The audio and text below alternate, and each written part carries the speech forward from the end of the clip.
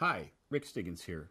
Many don't realize that schools in America have undergone a fundamental change in mission.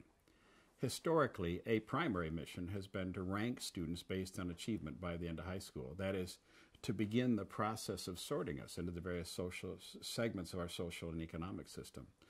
But over the past 20 years, new missions have been added.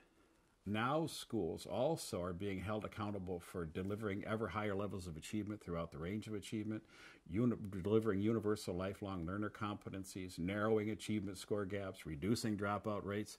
Society now aspires to universal high school graduation. I submit this changes everything.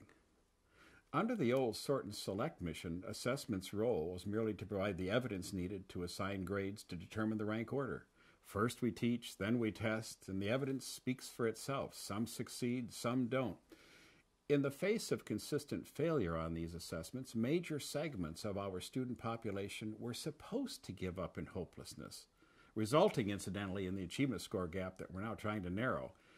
The problem that emerged, we have now realized, is that those who give up in hopelessness and drop out, along with those who finish low in the rank order, fail to develop those essential lifelong learner proficiencies. They keep the achievement score gap from narrowing, and they lower annual test scores. The question many of us are asking is, will assessment remain the dispassionate, uninvolved act that merely provides the evidence that triggers these negative consequences? Or can we rethink assessment in ways that can help us fulfill all of the missions, the new and the old missions that society has assigned its schools? My new book, Revolutionize Assessment, answers this question with a resounding yes.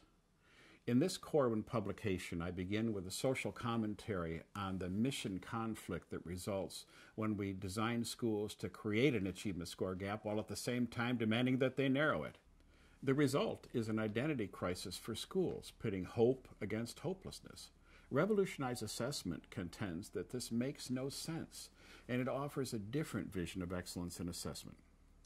The presentation analyzes the various users and uses of assessment to support student learning and to certify it, highlighting the one use and user almost universally neglected in the old vision: students as partners with their teachers in the day-to-day classroom assessment process as they learn and grow.